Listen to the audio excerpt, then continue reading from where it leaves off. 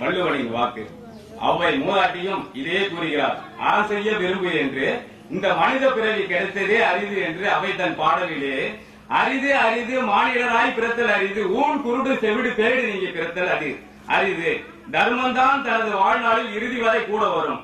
அதனாலதான் மாடுமனை கூட கோபுரங்கள் கூட வருவதில்லை. ஓடியிட்ட பிச்சையும் உகது செய்த தர்மமும் சாடிவிட்ட குதிரை போல ஓடி வந்து நிற்குமே.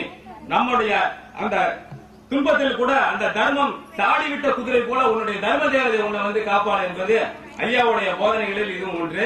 இறைவனின் அருளை பெறுங்கள். பொருள் இல்லாருக்கு இவ்வுலக இல்லை, அருள் இல்லாருக்கு அவ்வுலக இல்லை. நம்மளெல்லாம் காலையிலிருந்து சாயங்காலம் வரை பொருளை எழுதுகிறோம், சம்பாதிக்கிறோம், தூங்குறோம், திரும்பி இதே பண்ணிட்டு இருக்கிறோம்.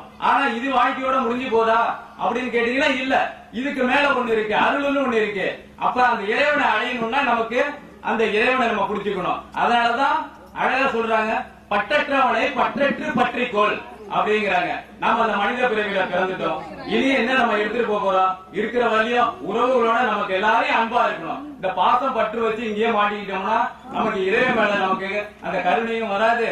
நமக்கு மேல அவரு நமக்கு மேல நம்ம அவரை மறந்துட்டேன்னா அவரு நம்மளை பார்க்க மறந்துட்டாருன்னு வச்சுங்க. இறைவன் நம்மளை பார்க்க மறந்துட்டா நாமளே இருக்க மாட்டோம். அந்த இறைவன் அன்பானவன், தாயை விட மேலானவன், குழந்தையை விட மேலானவன்.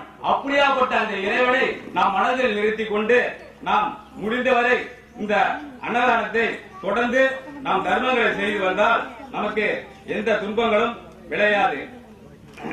இதுவே ஐயாவின் ஞான மார்க்கமாகும். உண்மையான குருவை கண்டறிந்து அவர் சொல்படி நடந்து யோக பயிற்சியினை செய்து உனக்குள் இந்த இறைவனை கண்டுகொள். இதுவே பிரம்மஸ்ரீ நித்யானந்தம் அவர்களது போதனையாகும். ஐயா பௌர்ணமி அன்று ஆசிரமத்தில் இருந்து சீடர்களுக்கு உபதேசம் கொடுத்து வருகிறார். உண்மையாக அது மட்டுமல்லாது பௌர்ணமி தோறும் 2000 பேருக்கு குருவை தேடி அழைபவர்களுக்கு, குருவை தேடி வருபவர்களுக்கு, வாழ்க்கையிலே துன்பப்படுபவர்களுக்கு எல்லாருக்கும் ஐயா ஒரு சிறந்த வழிகாட்டி என்பது எனது கருத்தாகும்.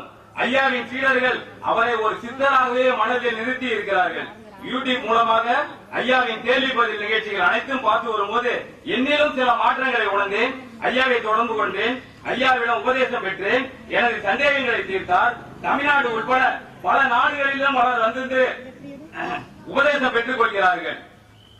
யான் பெற்ற இன்பம் பெருக வையகம், வான் பற்றி நின்ற மலைபொறி சொல்லினேன், ஊன் பற்றி நின்ற உணர்வு மந்திரம், தான் பற்ற பற்ற தலைப்படும் தானே என்ற திருமூலரின் திருமந்திரத்திற்கு ஏற்ப ஐயாவின் வாழ்க்கை குறிப்பை உங்களுடன் சிறு தொகுப்பாக பகிர்ந்து கொள்வதில் நான் உளமார்ந்த மகிழ்ச்சி அடைகிறேன்.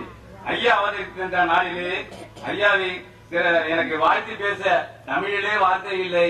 அதனால் எனக்கு எந்நாடுடைய சிவனை போற்றி, எந்நாட்டவருக்கும் இறைவா போற்றி. ஓம் அன்பே சிவம், மனவே குரு, ஆத்ம வணக்கம். எல்லோருக்கும் வந்திருக்கிற எல்லோருக்கும் ஆத்ம வணக்கம்.